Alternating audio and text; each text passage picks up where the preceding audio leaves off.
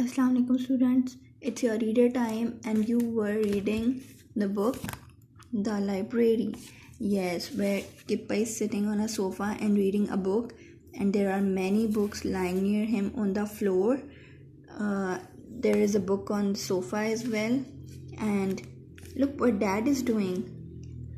Dad is taking out a book from the shelf for himself to read. Yes, okay, now come to the next. Okay, what's going on here? Kipper has a pile of books with him, and Dad looks unhappy.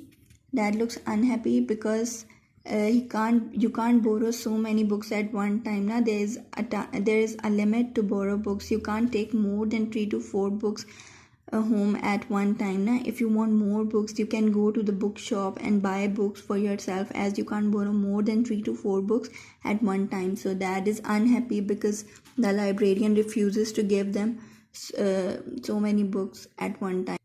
Now turn the next page.